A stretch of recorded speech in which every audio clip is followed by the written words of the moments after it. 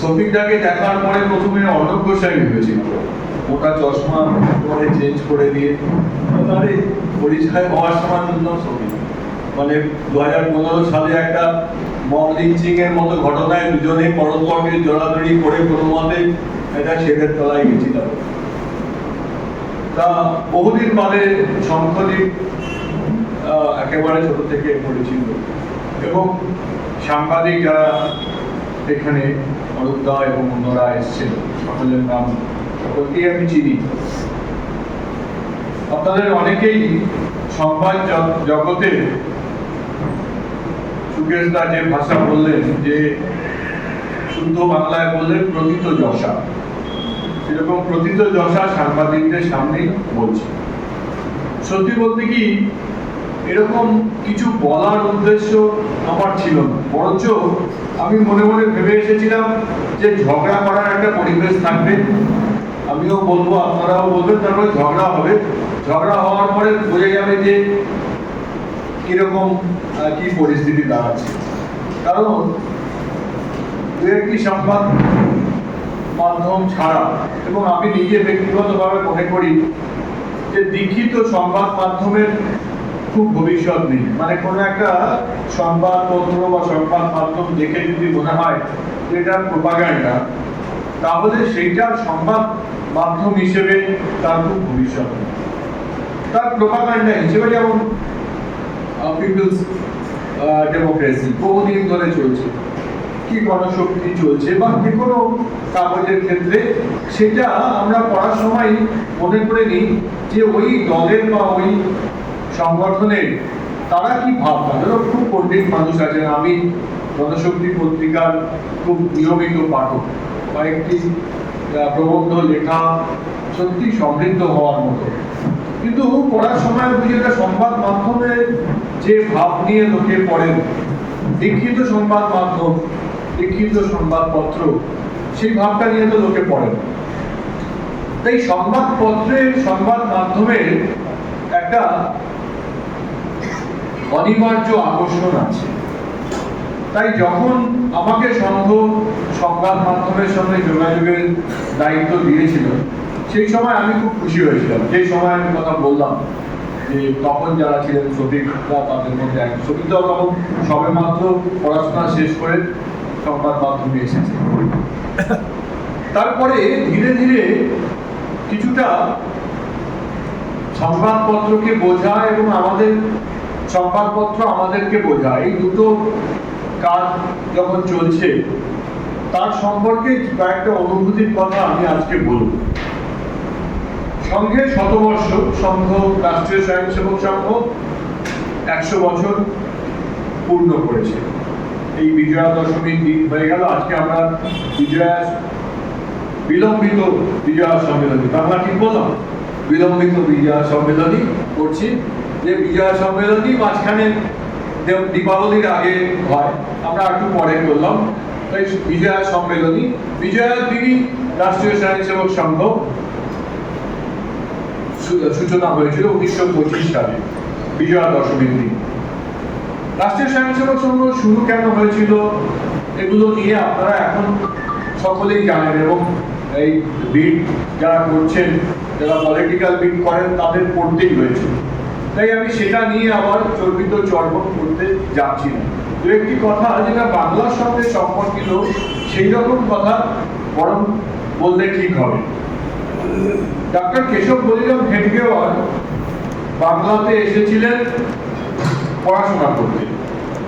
তখন national council of education, বঙ্গীয় জাতীয় শিক্ষা পরিষদ শুরু হয়।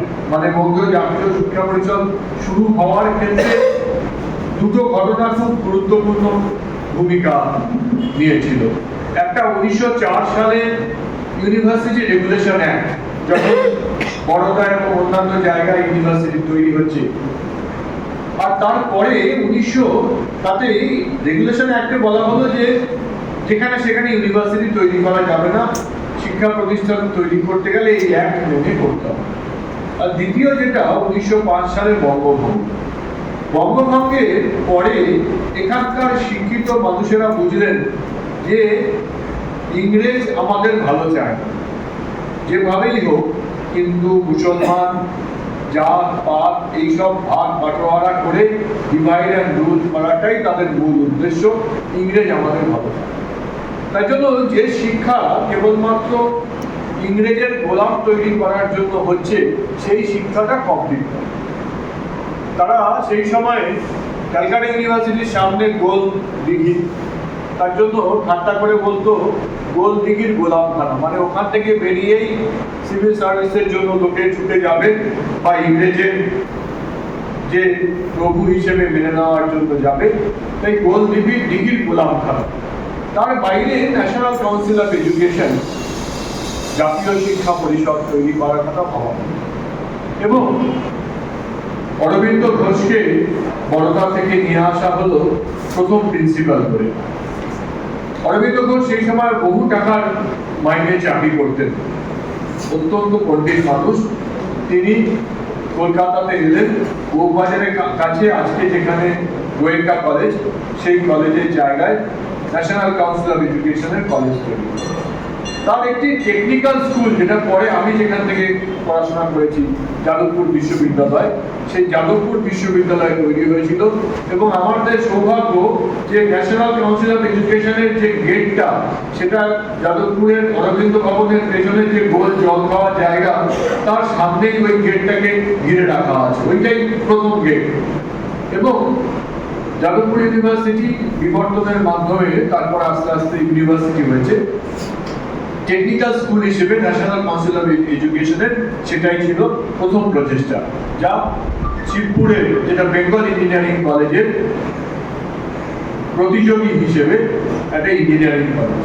ঠিক তেমনই মেডিকেল পড়ানোর জন্য, চিকিৎসা বিদ্যায় ভারতীয় ছাত্রছাত্রীকে পড়ানোর জন্য একটি মেডিকেল কলেজও স্থাপিত হয়েছিল। তখনকার দিনে সেটা ন্যাশনাল মেডিকেল কলেজ নাম ছিল, আজকের ন্যাশনাল মেডিকেল কলেজ বা চিত্তরঞ্জন নয়। সেইটাও প্রথম ব্যাচের যারা মেডিকোস বেরিয়েছিলেন, তাতে ডক্টর কেশব বলিরাম হেডগেওয়ার ছিলেন। ডক্টর কেশব বলিরাম হেডগেওয়ারকে এখানে ডাক্তারি পড়াতে পাঠানো বা ওনার পড়তে আসা খানিকটা ছুতো ছিল। সেই সময় অরবিন্দ ঘোষ কর্মযোগী পত্রিকা, যুগান্তর এইসবে লিখছেন। আবার কাউন্সিল অফ এডুকেশনের তিনি প্রিন্সিপাল, মানে অধ্যক্ষ। তাই এরকম একজন মানুষ সারা ভারতবর্ষের যুব সমাজের কাছে তিনি একজন রোল মডেল। সারা ভারতবর্ষের যুবকেরা এখানে এই অগ্নিযুগে ননমনে আগুনের মধ্যে নিজেদেরকে পুড়িয়ে পিটিয়ে ইস্পাত তৈরি করার জন্য আসতেন। কেশব বলিরাম হেডগেওয়ারের সেই কাজের জন্যই এসেছিলেন। এবং এখানে অনুশীলন সমিতি, পুলিন বিহারী দাস অনুশীলন সমিতি, এখনো সেই জায়গাটা আছে। পুলিন বিহারী দাসের অনুশীলন সমিতিতে তিনি যোগ দেন এবং তারপরে সশস্ত্র আন্দোলনের সঙ্গে তার ওতপ্রোত যোগ হয়। এবং সেই সময় এখন যে বিএনআর, বেঙ্গল নাগপুর রেলওয়েজ, সেই বিএনআরের মতো এখানকার সশস্ত্র বিপ্লবীরাও একটা কানেকশনের রুট খুঁজছিলেন, যে বেঙ্গলের সঙ্গে নাগপুরের কানেকশন। তাই ডাক্তারজি এই যে কাজ, সেই কাজের জন্য এই যোগের কাজ করেন। তার জন্য চৈলক্যনাথ চক্রবর্তী, চৈলক্য মহারাজ, তার সঙ্গে একেবারে শেষ দিন পর্যন্ত ডক্টরজি যোগাযোগ ছিল। এবং সুভাষচন্দ্র বসু বহুবার ডক্টর হেডগেওয়ারের কাছে এই মহারাজ চৈলক্যনাথকে পাঠিয়েছিলেন, তিনি বহুবার গেছিলেন। এবং এই সময়ে চন্দননগরে হেডগেওয়ারকে খোঁজার জন্য একজন বাঙালি ছেলেকে পুলিশ ধরে নেন। সেই বাঙালি ছেলেটির নাম ছিল কোচেন, বাংলা কোচের নাম এখনো হয় কোচেন। এবারে পুলিশ লেখার সময় CHEN লিখেছিল, তার থেকে পুলিশ উচ্চারণ করতো কোকেন। তাই ডক্টর হেডগেওয়ারকে রেফার করার জন্য ওরা কোকেন বলতো। এবং পরবর্তী ক্ষেত্রে বিপ্লবীরাও মজা করে এই যে যিনি যোগসূত্র স্থাপন করতেন, তার নাম কোকেন বলতেন। তার উৎস হচ্ছে কোচেন, যেটা বাঙালি নাম। পুলিশ লিখতে গিয়ে কোকেন লিখে ফেলেছিল, তারপর থেকে তার নাম কোকেন। হেডগেওয়ার যখন নাগপুরে ফিরলেন, তার আগে রামকৃষ্ণ মিশনের সেবা কাজ শুরু হয়েছে। শঙ্করী প্রসাদ বসুর বিবেকানন্দ সমকালীন ভারতবর্ষে হেডগেওয়ারের উপরে একটি চ্যাপ্টার আছে। তাতে তিনি বলছেন যে যখন প্রথম সেবা কাজ শুরু হলো তখন মেডিকোস মানে তিনি ডাক্তারি শেষ হয়ে গেছে, তিনি একজন স্বেচ্ছাসেবক হিসেবে সেই সেবা কাজে অংশগ্রহণ করেন। দামোদরের সেই সেবা কাজের বর্ণনা করতে গিয়ে দক্ষিণ ভারতের একজন ভক্ত বলছেন যে day in and day out, দিন রাত এক করে যে ছেলেটি কাজ করছে সে মহারাষ্ট্রের ছেলে হেডগেওয়ার। হেডগেওয়ার যখন ফিরে গেলেন নাগপুরে তখন মহাত্মা গান্ধীর নেতৃত্বে অসহযোগ আন্দোলন শুরু হয়ে গেছে। তিনি দেশের স্বাধীনতা সংগ্রামে ঝাঁপ দিলেন। তারপরে কারাবরণ হলো। মহাত্মা গান্ধীকে গ্রেপ্তার সেই সময় হয়েছিল সামান্য সময়ের জন্য, তার জন্য যে বিরোধ হয়েছিল নাগপুরে, তখন হেডগেওয়ার মহাত্মা গান্ধীকে পূজ্য পুরুষ বলে বর্ণনা করেছিলেন। এবং তারপরেও সংঘ 1925-এ স্থাপিত হওয়ার পরেও যখন লবণ সত্যাগ্রহের সময় জঙ্গল সত্যাগ্রহ হয়েছিল, সেই সময়েও সংঘের ডক্টর হেডগেওয়ার এবং অন্য কার্যকর্তারা স্বাধীনতা সংগ্রামে সক্রিয় অংশগ্রহণ করেছিলেন এবং কারাবরণ করেছিলেন। কেবল 25 সালে সংঘ স্থাপিত হওয়ার আগে নয়, 21-এ তো অ্যারেস্ট হয়েছিলেন, 30 সালে তিনি আবার গ্রেপ্তার হয়েছিলেন। জঙ্গল সত্যাগ্রহ, যেটা লবণ সত্যাগ্রহের সময় যেখানে যেখানে সমুদ্র তীর নয় সেখানে সেখানে গান্ধীজি জঙ্গল সত্যাগ্রহের ডাক দিয়েছিলেন, যে প্রতিবাদ হিসেবে জঙ্গল সত্যাগ্রহে অংশগ্রহণ করেছিলেন এবং কারাবরণ করেছিলেন। এরকম একজন স্বাধীনতা সংগ্রামী, তার মনে হলো যে একটি স্বয়ংসেবক সংগঠন তৈরি করা দরকার। তিনি হিন্দু সংগঠন, রাষ্ট্রীয় সংগঠন স্বয়ংসেবক সংঘ তৈরি করলেন। এর মধ্যে এই যে হিন্দু এই শব্দটা সামান্য একটু ব্যাখ্যা বহুবারই করা হয়, তাও আরেকবার করা উচিত। হিন্দু, রবীন্দ্রনাথ বলতেন যে হিন্দু আমাদের জাতিগত পরিণাম। আত্মপরিচয়ে রবীন্দ্রনাথ বলতে গিয়ে বলেছেন যে এটা যদি আমার পছন্দ না হয় তাহলে কিছু করার নেই, কারণ এর বিরুদ্ধে যদি আমার যুক্তি দিতে হয় তাহলে পেছনে ফিরে যেতে হবে, আর যারা মারা গেছেন তাদের সঙ্গে যদি যুক্তি দিতে হয় তার ক্ষমতাও আমার নেই, আর সেখানে আমি উকিলও পাবো না। তাই আমার জাতিগত পরিণাম হচ্ছে হিন্দু। এই হিন্দু একটা কালচারাল আইডেন্টিটি, যেটা আমরা আগে ধর্ম বলতাম, তারপরে আস্তে আস্তে আজকে হিন্দু ধর্ম বলেন। মানে ভারতবর্ষের বাইরে থেকে আসা লোকেরা এই যে আচরণ যারা করেন তাদেরকে হিন্দু, মানে ভারতের বাইরে থেকে যারা আক্রমণ করেছেন তারা একটা শিব মন্দির সোমনাথে ছিল, সেটাকে ভেঙে দেওয়ার সময় কেন করেছেন না হিন্দু ছিল। আর একটা বিশ্ববিদ্যালয়, বৌদ্ধদের বিশ্ববিদ্যালয় ছিল, যেখানে কেবলমাত্র বুদ্ধদেবের ওখানে সাধনা করা হতো এবং সেই বিশ্ববিদ্যালয় ছিল নালন্দা বিশ্ববিদ্যালয়। কেন ভাঙা হয়েছিল না হিন্দু বিশ্ববিদ্যালয়। তাই বাইরের লোকের কাছে যারা একটা কালচারাল ওয়ে ফলো করে তাদের সকলকেই হিন্দু বলতো, তার উপাসনা পদ্ধতির সঙ্গে তাদের যোগাযোগ ছিল না। এই যে কালচারাল আইডেন্টিটি, সেটা কিন্তু আমাদের প্রাচীন ভারতের লোকেরা রবীন্দ্রনাথ ঠাকুরের ধর্মগ্রন্থে মানুষের ধর্ম বর্ণনার মধ্যে রবীন্দ্রনাথ খুব সুন্দর করে বলেছেন। আমাদের প্রাচীন ভারতের লোকেরা এরকম বলতেন যে আহার নিদ্রা ভয় বৈতু নাঞ্চ সামান্য মেধত পশুভি নড়ানো। আহার নিদ্রা ভয় আর বংশবৃদ্ধি মানুষ আর পশুর মধ্যে সমান। ধর্মহীন দেশমা ধিকা বিশেষ ধর্মেণ হীনা পশুভি সমান। ধর্ম একটা স্পেশাল ক্যারেক্টারিস্টিক, একটা বিশেষ গুণ, আর ধর্মহীন মানুষ পশুর সমান। তো এই ধর্মের পালন করার জন্য যেগুলো ছিল দশঙ্ক ধর্ম লক্ষণ, 10 রকম ধর্মের লক্ষণ, দিতি সমা দমন স্নেয়ম শৌচম ইন্দ্রিয় নিগ্রহ ধীর বিদ্যা সত্যম অক্রোধ। এইসব মানবিক গুণ থাকলে ধার্মিক হওয়া যায়। এই গুণগুলোর মধ্যে কিন্তু ঈশ্বর বিশ্বাস নেই। খুব ইন্টারেস্টিং যে এর মধ্যে কোনো দেবী দেবতার নাম তো নেই, মানে কৃষ্ণের উপাসনা না করলে সে অধার্মিক, কিংবা শিবের পুজো না করলে, শিবের মাথায় জল না দিলে সে অধার্মিক, এরকম বলা নেই। not only that, ঈশ্বরের উপাসনা করার কথাই বলা নেই। মানে কেউ যদি এরকম সেই সময় মীমাংসক বলতো, আজকে নাস্তিক কেউ যদি হন, কেউ যদি মনে করেন গীতায় যে বর্ণনা করেছেন তত চিত্তাং নিত্বা জাতং নিত্বাং বা মন্যসে নিতম, যিনি মনে করেন যে জন্মতেই শুরু আর মৃত্যুতেই শেষ, তার ক্ষেত্রেও এই ধার্মিক হওয়ার কোনো বাধা নেই।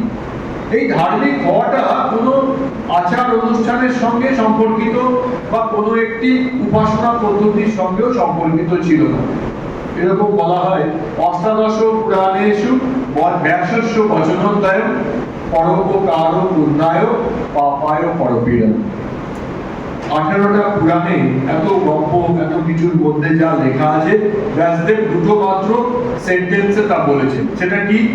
পরোপকার পুণ্যায় পাপায় পরপীড়ন। পরের উপকার করলে পুণ্য হবে, পরের অপকার করলে পাপ।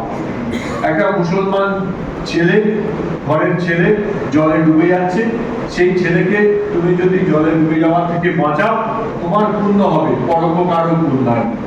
একজন খ্রিস্টান মহিলাকে কোনো দুর্বৃত্ত দর্শন করতে যাচ্ছে এবং সেই দুর্বৃত্তকে তুমি প্রতিহত করলে না, তুমি তাকে এইটা করার জন্য তোমার জন্য যা মানবিক দায়িত্ব সেটা পালন করলে না, তোমার পাপ। সেটা মুসলমান বাচ্চাকে না বাঁচালেও পাপ হবে, খ্রিস্টান মহিলার একটা বিপদের সময় তুমি গিয়ে পাশে দাঁড়াওনি, তার জন্যও পাপ। তার জন্য এই ভাবনা ভারতবর্ষের মানুষ, অটল বিহারীর যে ছবি এখানে আছে, অটল বিহারী যেটা ভালো কথা বলেছিলেন ইয়েকে, ওই যে সাবানা আজমি জাভেদজি সাক্ষাৎকার দিচ্ছিলেন, ওই যে দেখুন কোন একটা পলিটিক্যাল পার্টি এখানে থাকলো কি না থাকলো, তার জন্য ভারতবর্ষ সেকুলার থাকবে না। ভারতবর্ষ যে দলই থাকুক, সে ভারতবর্ষ সেকুলার থাকবে, কারণ 85% মানুষ এখানে সেই 5000 বছরের আগের কিছু টিচিংস তাদের নিজের ব্যক্তি জীবনে এবং সমাজ জীবনে পালন করে। সেটা ধর্ম মানে উপাসনা পদ্ধতি পরিবর্তিত হওয়ার পরেও করে। আজকে নজরুল ইসলামের জীবন যদি দেখা যায়, লালনের জীবন যদি দেখা যায়, রসখানের জীবন যদি দেখা যায়, এরকম অনেক নাম, অনেক কয়েকশো নাম হয়ে যাবে। ধর্ম মত বা উপাসনা পদ্ধতি বা পরিবর্তন করার পরেও ভারতবর্ষ যে ধর্মের শিক্ষা দিয়েছে সেই ধর্মের শিক্ষাটাই তারা মনে করে। রাষ্ট্রীয় স্বয়ংসেবক সংঘের প্রতিষ্ঠা এই কারণের জন্যই হয়েছিল, যে ধর্মের শিক্ষা প্রাচীন কাল থেকে আমাদের মধ্যে আছে, সেটাই আমাদেরকে ঠিক পথে চলার জন্য সঠিক পথ, এটা ডাক্তার হেডলার মনে করেছিলেন। তা প্রথম দিকে একটা উপেক্ষা ছিল, লোকে মনে করতো দূর এরকম আবার হয় নাকি, হিন্দুদের একটা সংগঠন, হিন্দুদের সংগঠন করা আবার সম্ভব নয়। হিন্দু সংগঠন করা মানে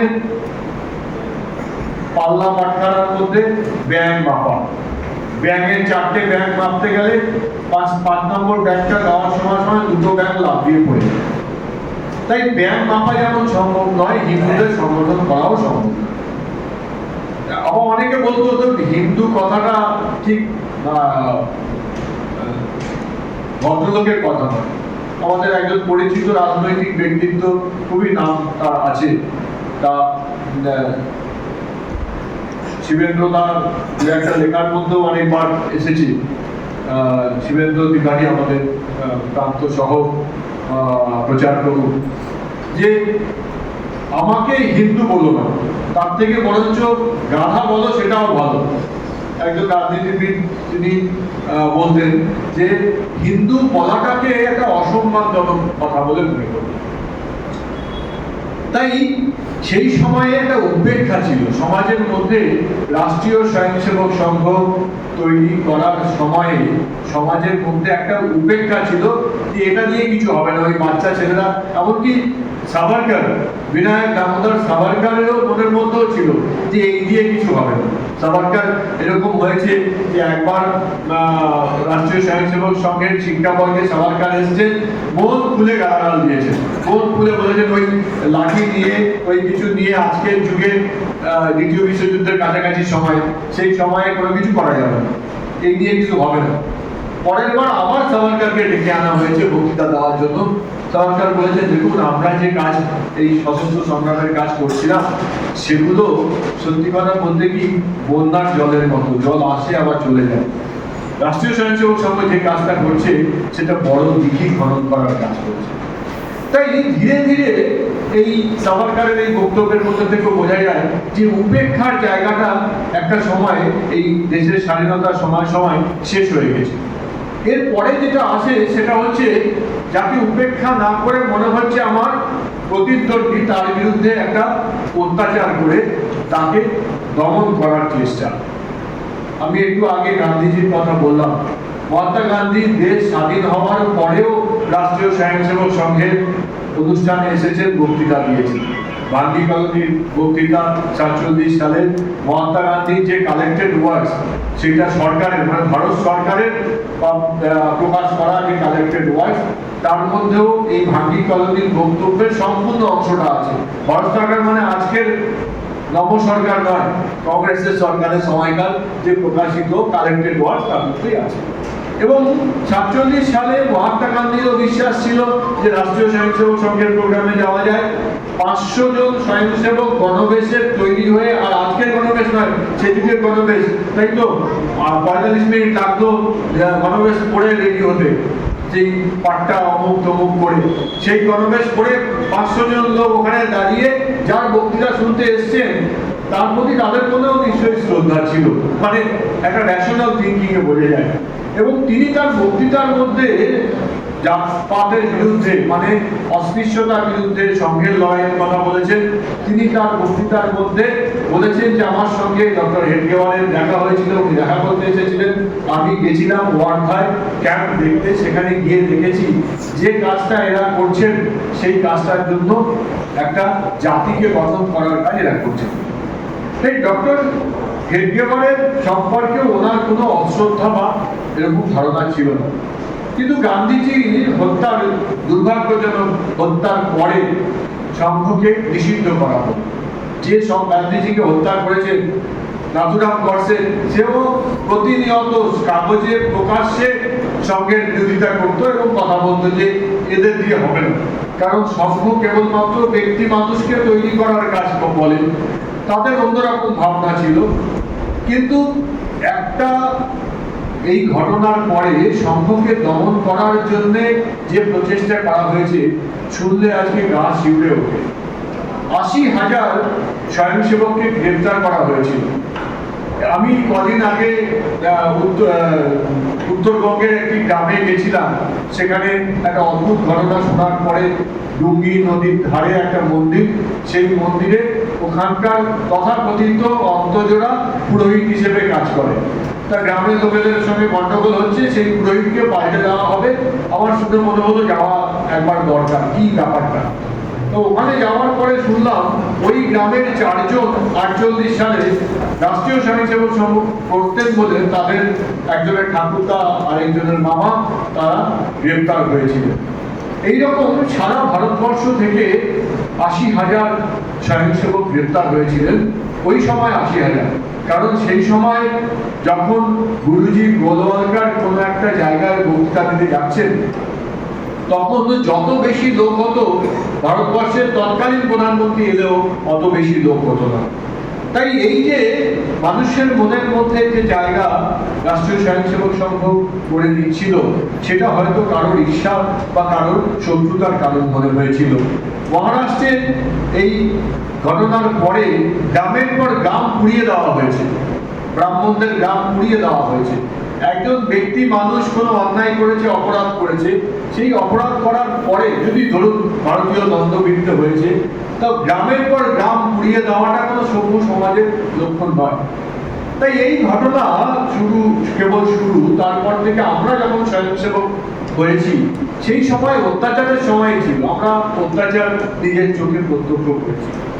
রাম মন্দির আন্দোলনের সময় রাম মন্দিরের যে বিষয় আজকে সারা পৃথিবীর কাছে স্পষ্ট হয়ে গেছে যে ওখানে একটা স্ট্রাকচার আগে ছিল, কিন্তু সেই সময় মানে 90-92 সালে যখন আমরা সংঘের স্বয়ংসেবক হিসেবে কাজ করি, সেই সময় একটা তথাকথিত ঐতিহাসিকদের কাগজ বাংলায় অনুবাদ করে বা হিন্দিতে অনুবাদ করে বিলি করা হতো। তার মধ্যে দুটো নাম একটু আগে বলার সময় সুকেশ দা বললেন, আরো দু তিনজন, একজন ঝা ছিলেন, ওনারও ঝা পার্টনার, এরকম কয়েকজনের নাম ছিল। তারা বলতেন যে ঐতিহাসিক ভাবে বলা হচ্ছে যে ওখানে কোনো মন্দির কোনো কালে ছিলই না। এলাহাবাদ হাইকোর্ট তাদের জাজমেন্টে পরবর্তী ক্ষেত্রে সুপ্রিম কোর্ট সেটাকে সমর্থন করেছে, বলছে আপনারা যে বক্তব্যটা দিয়েছিলেন ওটা কোনো ঐতিহাসিক বক্তব্যই নয়। বিশ্ব হিন্দু পরিষদ যেমন একটা তাদের ভাবনার কথা বলেছেন, আপনারা আপনাদের ভাবনার কথা বলেছেন। এক্স্যাক্টলি আমি আদালতের ভাষায় বলছি। পরবর্তী ক্ষেত্রে সুন্নি ওয়াকফ বোর্ড বলেছিল যে সেই সময় যদি এই তথাকথিত শিক্ষিত মানুষেরা আমাদেরকে বিভ্রান্ত না করতেন তাহলে এত গন্ডগোলের আগেই এই সমস্যার সমাধান হয়ে যেত। কিন্তু সম্পূর্ণভাবে অত্যাচার আমরা দেখেছি, নিজেরাও দেখেছি। আমাদের ওখানে আবার এদের সঙ্গে কাজের ক্ষেত্রে বিপ্লবদা যেখান থেকে এসেছেন সেখানে একটি ছেলে পায়ে গুলিবিদ্ধ অবস্থায় বার্নওয়াল ফিরে এলো, তাকে অভয় বার্নওয়াল ফিরে এলো। আমাদের কলকাতার ছেলে দুজন কোঠারি, রাম কোঠারি, শরৎ কোঠারি, তাদের বুকে গুলি লাগলো। আজকে যেখানে মন্দির তৈরি হয়েছে তার পাশে হনুমানগড়ির উল্টো দিক থেকে যে রাস্তা, ওটাকে শহীদ গলি বলে, ওখান থেকে গিয়ে চায়ের দোকানটা এখনো আছে, যে চায়ের দোকানের পিছনে ডাক্তারবাবুর বাড়িতে ওরা আশ্রয় নিয়েছিল। সম্পূর্ণ নিরস্ত্র মানুষ, তারা একটা বাড়িতে আশ্রয় নিয়েছে, সেখান থেকে বেরিয়েছে, তাদের বুক লক্ষ্য করে গুলি চালানো। এইরকম অত্যাচার সারা ভারতবর্ষ জুড়ে হয়েছে। আমার যেখানে বাড়ি, মানে বাড়ির উপরে তার কাছে তালদিতে তাপস হালদার, ও গুলিবিদ্ধ, তালদিতেই গুলি চলেছিল। তিনি গুলি চালানোর সময় ডিএম ছিলেন, তারপরে তিনি অন্য দায়িত্ব পেয়েছেন, অনেক ভুলিনি, আমাদের মনে আছে কেস কিভাবে করেছেন। তারপরে আমরা তার বিভিন্ন সময় সম্পর্ক হয়, বলে হ্যাঁ আপনি সেই সময় ডিএম ছিলেন। তাই এই যে গুলি চালনা করতে হলো একটা অনুষ্ঠান, একটা যজ্ঞের অনুষ্ঠানে, এই পুরো ঘটনার মধ্যে সারা ভারতবর্ষ জুড়ে যে অত্যাচার হয়েছে সেই অত্যাচারের পেছনের কারণ ছিল যে ভয় দেখিয়ে অত্যাচার করে এই জন আন্দোলনকে দমিয়ে দেওয়া যায়। রাষ্ট্রীয় স্বয়ংসেবক সংঘ প্রথমে উপেক্ষা, তারপরে অত্যাচার, অবর্ণনীয় অত্যাচার। এক একজন স্বয়ংসেবক, আজকে আমরা অনেক ভালো আছি, সুকেশ দার নিজের ভাই শাখা করতে গিয়ে উত্তরবঙ্গে গুলি খেয়ে মারা গেল। যে ছেলেটি তার ভাইকে শাখার মাঠে যাওয়ার জন্য গুলি খেতে দেখেছে এবং শাখার মাঠেই স্পট ডেড, ওখানেই মারা গেছেন, তিনি তার নিজের জীবনটা ওই কাজের জন্যই সারাটা জীবন, যেমন ধূপকাঠি একটু একটু করে পুড়ে শেষ হয়ে যায়, সেই জায়গাটা গন্ধে ভরে থাকে। এইরকম শত শত প্রচারক তারা এই ধূপকাঠির মতো নিজেদের জীবনকে শেষ করে এই কাজটা করেছেন বলেই আজকের জায়গাতে এসেছে। আজকে সংঘের যে জায়গায় এসেছে, উপেক্ষা এবং অত্যাচারের পরে মানুষ কিন্তু সংঘকে বিশ্বাস করতে শুরু করেছে। লোকে কথা শোনার পরে বুঝেছে যে এরা মুসলমানদেরকে মেরে কেটে এখান থেকে তাড়ানোর কোনো প্ল্যান করছে না, এরা হিন্দু রাষ্ট্র বানাবে, তার মানে এখান থেকে মুসলমান কিংবা খ্রিস্টান চলে যাবে, সেরকম কোনো প্ল্যানিং এদের মধ্যে নেই। আজকের যুগের সঙ্গে সমান তরলভাবে রেখে একটি মেয়ে যদি জিন্সের উপরে টপ পরে কাজ করতে আসে, ওর কাজের সকালবেলা তাকেও খাওয়া দাওয়া করে তার বাড়িতে সবকিছু রেডি করে দিয়ে তাকে কাজে বেরোতে হবে। তো বেরোনোর সময় সে শাড়ি পরে বেরোনোর যতটুকু সময় লাগে তার থেকে যদি সে কমফোর্টেবলি জিন্স টপ পরে যায়, সেটার ব্যাপারেও এদের কোনো মরাল পুলিশিং করার কোনো রকম আগ্রহ নেই। আজকের মানুষ ধীরে ধীরে অনেক ঘটনা, অনেক জিনিস বোঝার চেষ্টা করেছে, রাষ্ট্রীয় স্বয়ংসেবক সংঘকে বুঝেছে এবং অনেক সাংবাদিক বন্ধু রাষ্ট্রীয় স্বয়ংসেবক সংঘের খুব কাছে এসেছে। তাই ভারতবর্ষ জুড়ে রাষ্ট্রীয় স্বয়ংসেবক সংঘের প্রতি আজকে প্রত্যাশা বেড়েছে। যা উপেক্ষা ছিল, তারপরে অত্যাচার ছিল, আজকে প্রত্যাশা বেড়েছে। তারা মনে করে যে যেখানে যেখানে কোনো সমস্যা আছে, রাষ্ট্রীয় স্বয়ংসেবক সংঘ কি বলছে, রাষ্ট্রীয় স্বয়ংসেবক সংঘের ভাবনা কি। তাই যে দায়িত্বটা আজ থেকে 50 বছর আগে ছিল না, সে দায়িত্বটা রাষ্ট্রীয় স্বয়ংসেবক সংঘের স্বয়ংসেবকদের কাঁধের উপরে আজকে এসেছে। এই অবস্থায় পশ্চিমবাংলার যে অবস্থা, সেই সময় রাষ্ট্রীয় স্বয়ংসেবক সংঘে এই যুগ সন্ধিক্ষণে রাষ্ট্রীয় স্বয়ংসেবক সংঘ কি অবস্থায় দাঁড়িয়ে আছে, সংবাদ মাধ্যমেরই বা কিরকম। আমি একটু আগেই আসার আগে আমি বলছিলাম যে আমি আসলে ঝগড়া করার জন্য এসেছি। আমি চেয়েছিলাম যে গোল মতো করে বসে ঝগড়া করা হবে, আমিও বক্তব্য রাখবো। যে কথা আপনারা মানে বললে গৌরবে বহু বচন হয়ে যাবে, বেশিরভাগ কাগজ এবং বেশিরভাগ সংবাদ মাধ্যম সারাদিন বলেন, সেগুলোই আপনারা বলবেন, আমরা ঝগড়া করে উত্তর দেব। কারণ এত বছর, শুধু আজকে বলে নয়, রাষ্ট্রীয় স্বয়ংসেবক সংঘের যখন গান্ধীজিকে হত্যা করার জন্য অন্যায়ভাবে মিথ্যে অপবাদ দিয়ে বন্ধ করা হলো, তখন থেকে আমাদের জ্ঞান বুদ্ধি হওয়া পর্যন্ত সংবাদ মাধ্যম এর বিরোধিতাই করেছে। আজকে রাষ্ট্রীয় স্বয়ংসেবক সংঘ পৃথিবীর বৃহত্তম সংগঠন, শ্রমিক ক্ষেত্রে, শিক্ষার্থীদের ক্ষেত্রে, মাস্টারমশাইদের ক্ষেত্রে, বিজ্ঞানের সবচেয়ে বড় সংগঠন বিজ্ঞান ভারতী, তাতেও স্বয়ংসেবকেরা আছে। এই সবকিছু হয়েছে প্রতিদিন সকালে, প্রতিদিন বিকেলে টিভির পর্দায় রাষ্ট্রীয় স্বয়ংসেবক সংঘের বিরোধিতাই করা হয়েছে। এই যারা এসেছেন তারা প্রতিদিন সকালবেলায় এখানকার বড় বড় কাগজগুলোতে রাষ্ট্রীয় স্বয়ংসেবক সংঘ সম্পর্কে বিরোধিতা শুনেছেন, সন্ধ্যেবেলায় গিয়ে টিভিতে বিরোধী খবর শুনে, বিরোধী বক্তব্য শুনেই ঘুমোতে গেছেন। তারপরেও এই মানুষগুলো এসেছেন। তার কারণ মানুষ শোনার উপরে বিশ্বাস করে না, চোখে দেখা আর মানুষের আচরণটার উপর বিশ্বাস করে। আজকেও আমরা তার জন্য মনে করি শাখা শাখা শাখা, কারণ শাখায় এলে আমি মানুষটা কেমন সেটা মানুষ বুঝতে পারে। একজন মুসলমানের বিপদ হলে আমার ভূমিকা কি হয়, বা একজন খ্রিস্টান আমার ব্যাপারে সে কি মনে করে, সেটা যতক্ষণ না পর্যন্ত ব্যক্তিগতভাবে স্বয়ংসেবককে বা সংঘকে না চিনছে, ততক্ষণ পর্যন্ত পরিষ্কার হয় না।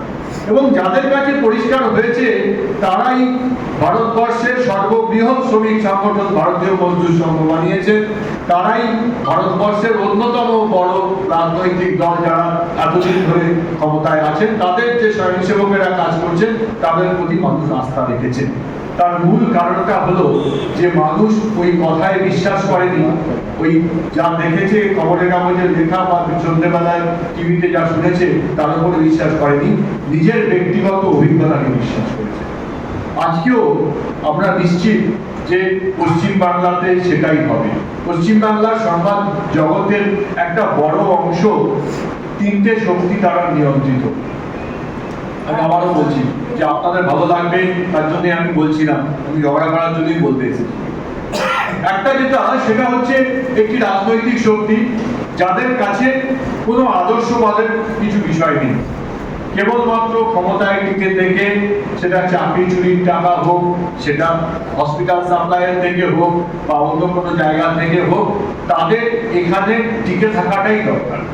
টিকে থেকে তাদের যে একটা সংঘবদ্ধভাবে টাকা চুরি করে এই দুর্নীতির একটা চারণভূমি তৈরি হয়েছে, তাকে রাখার জন্য তারা অনায়াসে সংবাদ মাধ্যমকে টাকা দিতে প্রস্তুত, এবং সংবাদ মাধ্যম তার বিরুদ্ধে একটি কথাও বলবে না, সেটার জন্য নিশ্চিত করতে দেওয়া প্রস্তুত। নিশ্চিত করতে বলছি আমি এর জন্য যে কোনো কারণে ধরুন কোনো একটা বড় সংবাদ মাধ্যম হাউস একটা কথা বলে ফেলেছে, তাদের যে এজেন্সি তারাও কিন্তু রাজনৈতিক কর্মী নয়। দেখুন, যারা বামপন্থী রাজনীতি বহুদিন ধরে করেন তাদের সঙ্গে অনেক সময় আলোচনা হয় যে বামপন্থী রাজনীতি করেন, আমি যে বললাম এগুলি গণশক্তির লেখা আমি নিয়মিত পড়ি, যে মানুষটা লিখছে deep in my heart I do believe, communist ইন্টারন্যাশনালে ও গিয়ে এসেছে, আমি যেটা লিখছি আই ডু বিলিভ ইট, আমি বিশ্বাস করি। ওই বামপন্থী বিশ্বাস করে যে একদিন সত্যিকারের বিশ্বজুড়ে যৌথ খামার তৈরি হবে। আর আজকে যাকে দিয়ে কোনো একটা বড় হাউসকে চমকানোর জন্য বলছেন, তিনি কিন্তু একটা কর্পোরেট হাউস, একটা কর্পোরেটকে দায়িত্ব দিয়েছে, কোনো রাজনৈতিক কর্মীকে নয়। কর্পোরেট বলছে আপনি কালকে থেকে এই নিউজটা চালাবেন না। এই যে একটা চক্র, রাজনৈতিক ভাবে যে রাজনীতি বললে ভুল হবে, নীতিহীন রাজনীতি, যে রাজনৈতিক সঙ্গে এই রাজনৈতিক দলের সর্বোচ্চ নেতৃত্বকে যদি জিজ্ঞেস করেন যে রাজনৈতিক দলের তো একটা আদর্শ থাকে, ধরুন সিপিআই এমএল, মার্কসিস্ট লেনিনিস্ট, তাদের কোনো একজন রাজনৈতিক ভালো কর্মীকে বললে তিনি 1 ঘন্টা বলতে পারবেন যে আমাদের আদর্শ এটা এটা এটা। কিন্তু এই রাজনৈতিক দলে আপনি জানতে পারবেন না আদর্শ বলে কিছু আছে। এখানে টিকে থাকা, টিকে থেকে এই দুর্নীতির চক্রকে রাখা, এবং দুর্নীতির চক্রে রাখার সঙ্গে সঙ্গে বাঙালির চরিত্রের একটা মৌলিক পরিবর্তন এরা করে দিয়ে গেল। যেমন কমিউনিস্ট শাসনের সময় সমাজ নষ্ট হয়ে গেছে। আমি যে পাড়াটায় থাকতাম, বাড়িপুরে, আমার বাড়ি এখনো যেখানে আছে, তার 3 দিকে মুসলমান পাড়া, খাঁ পাড়া, বাগানি পাড়া। বাগানি পাড়া মানে যারা বাগান রক্ষা করতেন, খুব বেশি বড় লোক নন, 2-4টে ধনী ঘর আছে। তাই এই মুসলমান এবং হিন্দুদের একটা মিশ্রিত পরিবেশের মধ্যে আমি বড় হয়েছি। কিন্তু আমার ছোটবেলায় দেখতাম যে আমাদের সমাজটা আর থাকছে না। আগে যখন কেউ প্রশ্ন করতো বা কোনো একটা সমস্যা নিয়ে যেত, হিন্দু পাড়াতেও 2-1জন বয়স্ক মানুষ কোনো একটা স্কুলের মাস্টারমশাই তার কাছে যেত, তার কাছে গিয়ে তাকে জিজ্ঞেস করতো এরকম এরকম হয়েছে, এই অবস্থার মধ্যে কি হবে। মুসলমান পাড়ার মধ্যেও 2-1জন এরকম মানুষ ছিলেন যাদেরকে তারা জিজ্ঞেস করতো এইরকম অবস্থায় আমরা কি করব। সিপিআইএম এর রাজত্বের সময় একটা মৌলিক পরিবর্তন হলো যে এই যে সমাজ, যেখানে হিন্দু পাড়াতে 1জন, মুসলমান পাড়াতে 1জন বয়স্ক মানুষ, সে যে খুব বড় লোক ছিল যেরকম নয়, কিন্তু তাকে সবাই মানত। তাই এই মুরব্বী, মুসলমান পাড়ার 1জন মুরব্বী বা হিন্দু পাড়ার 1জন জ্যাঠামশাই, তার জায়গা নিল একটা পলিটিক্যাল পার্টি বা পার্টি অফিস। বিচার হবে পার্টি অফিসে। আর এই রাজনৈতিক শক্তির কাছে যেটা বড় দাগ থেকে গেল, তখনও আমি আমার ছোটবেলা থেকে যখন আমি চাকরি বাকরি করা শুরু করলাম, কোনো একজন হিন্দুকে দুর্গাপুজোর আগে বা একজন মুসলমান গরিব মানুষ ঈদের আগে যদি আমি 100 টাকা ঈদই দিতাম, সেই মানুষটি কিন্তু 5 বার আমাকে জিজ্ঞেস করতো যে তুমি টাকাটা দিলে কি করতে হবে বললে না তো, তোমার ওখানে ঘাস হয়েছে, ওই ঘাসটা এ করে দিই, নিজে দিই। মানে ও টাকাটা এমনি নেবে না, এবং ও কাজটা ঈদের আগে করবে, কারণ আমি ঈদি হিসেবে দিয়েছি বলে ও কাজটা ঈদের আগে করবে। হিন্দু মুসলমান নির্বিশেষে বাঙালির একটা আত্মসম্মান বোধ ছিল। আমি আরেকটা উদাহরণ দিয়ে এই বিষয়টা বলছি যে আমাদের সমাজের গভীরে কি ক্ষতি হয়ে গেল। আমার অফিসে একজন সায়েন্টিস্ট, এখন এই বছর রিটায়ার করবেন, বামপন্থী, একদম পুরনো বামপন্থী, হার্ডকোর বামপন্থী। তা উনি একটা গল্প এসে, উনি অনেকদিন বিকেলবেলা এসে ধপ করে বসে পড়ে, চা বলো, ঝগড়া করবো, মানে ও 1/2 ঘন্টা ঝগড়া করে তারপরে যান। একদিন বসে বলে আমি ঝগড়া করবো না, একটা গল্প বলবো। কি হয়েছে? তখন ওনার নারদার সব ছবি টিভিতে দেখাচ্ছে। বলে আমার বাড়িতে যে মেয়ে, যে দিদি কাজ করে, তিনি শাসক দলের সমর্থক, ভদ্রমহিলা। তা ওই নারদার ছবি দেখাচ্ছে, ও ঘর ঝাড় দিচ্ছিল, দিতে দিতে আমার ওই অধ্যাপক ইন্দ্রনীলদা বলছে, দেখ দেখেছিস কি দেখাচ্ছে, তোদের নেতারা কিরকম টাকা দিচ্ছে। ওই ভদ্রমহিলা ঝাড় দিতে দিতে ঝাড়ুটাকে পাশে রেখে মন দিয়ে দেখলো। মিনিট 15-20 দেখার পরে যে কথাটা বললো, সে কথাটা নিশ্চিত করলো যে আমাদের একটা মেটামরফোসিস হয়ে গেছে। ওই মেয়েটি বললো যে এরা যদি না নেয় তাহলে আমাদের দেবে কি করে।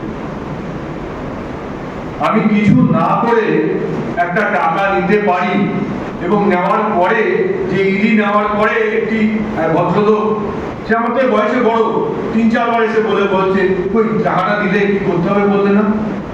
আমরা রাজনৈতিক এই কলঙ্কের জন্য আমাদের এই মেটামরফোসিস হয়ে গেল যে আমরা জানি কিছু না করলেও টাকা নেওয়া যায়, এবং তাতে রুরাল বেঙ্গলে আমাদের বাংলাতে সবচেয়ে বেশি রুরাল ইন্ডাস্ট্রিয়াল ক্লাস্টার ছিল। প্রত্যেকটা রুরাল ইন্ডাস্ট্রিয়াল ক্লাস্টার যারা ইন্ডাস্ট্রি মিট করেন দেখবেন সেখানে প্রত্যেকটা জায়গায় আনস্কিল লেবারার আজকে প্রায় শূন্য হয়ে গেছে।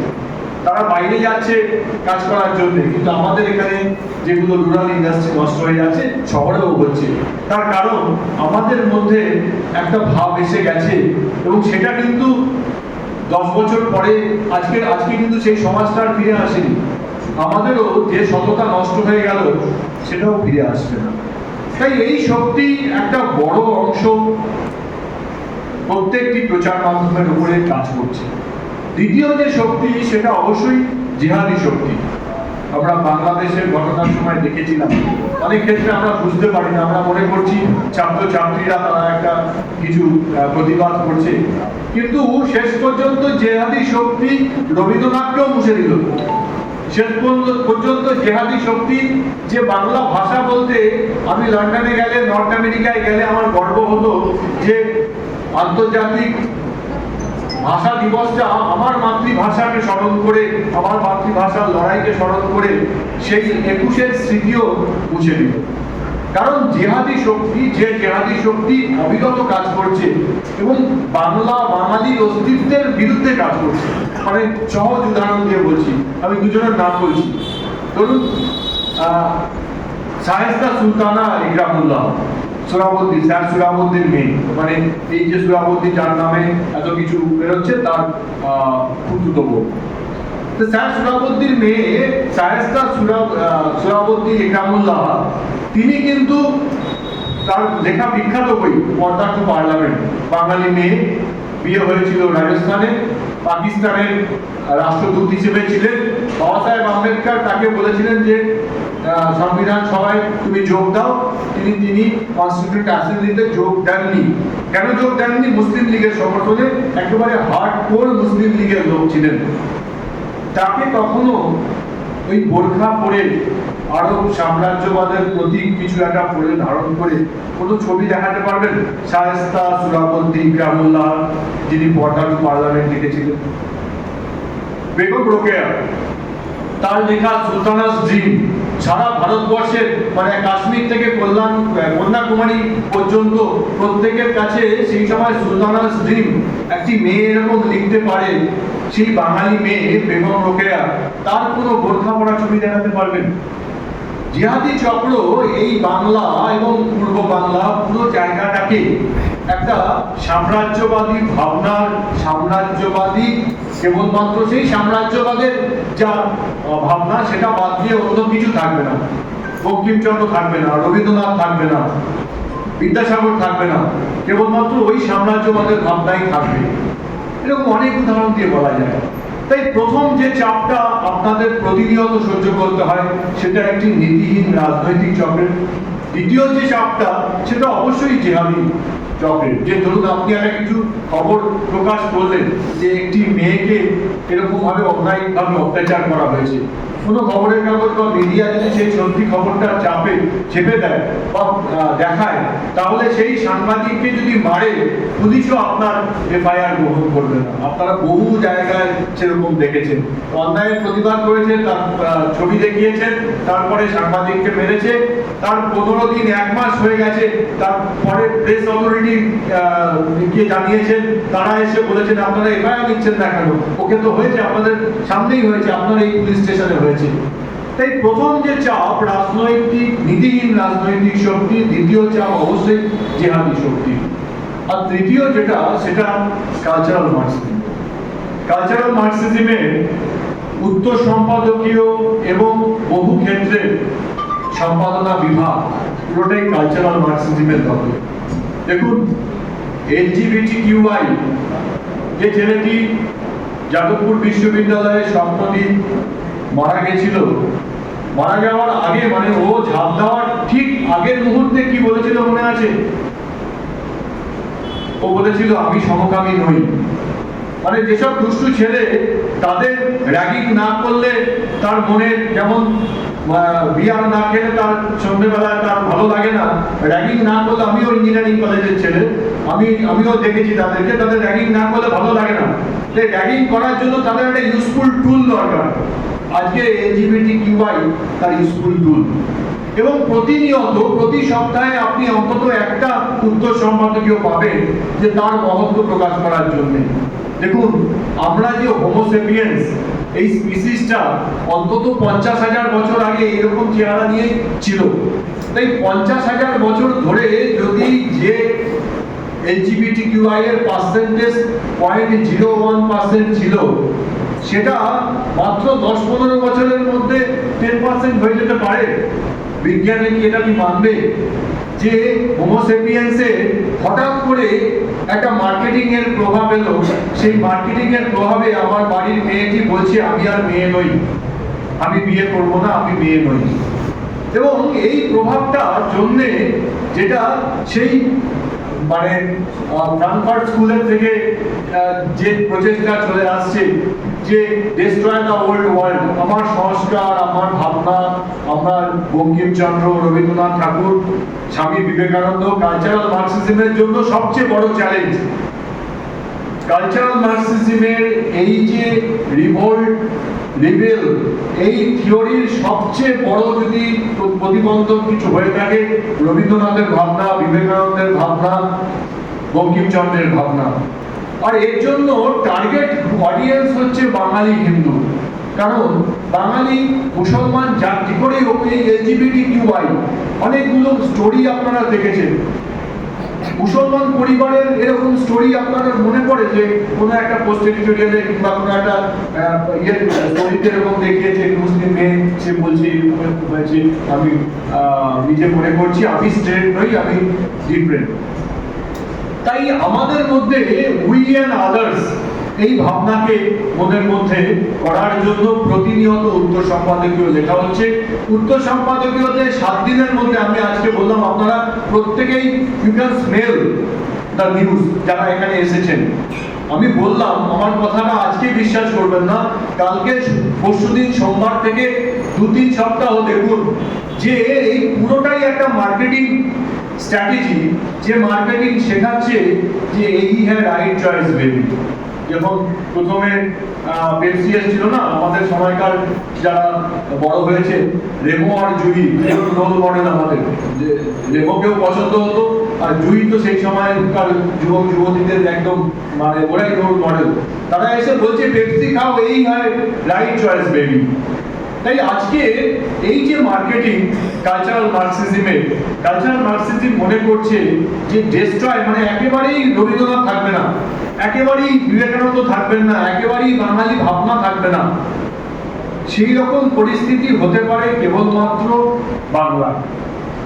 এটা যদি ডেস্ট্রয় দ্য ওল্ড ওয়ার্ল্ড হয়, তাহলেই তারা ওই কনস্ট্রাক্ট দ্য নিউ ওয়ার্ল্ড, যেটা কালচারাল রেভলিউশনের সময় চীনে সেই বিখ্যাত পোস্টার, যে একজন লাল মানে রেড আর্মির একজন সেনা বুদ্ধদেবের মূর্তিকে পা দিয়ে উড়িয়ে দিচ্ছে, সেই পোস্টারটা পেয়ে যাবে কালচারাল রেভলিউশনে ডেস্ট্রয় দ্য ওল্ড ওয়ার্ল্ডে দিলে যে কোনো সার্চ ইঞ্জিনে পাবেন।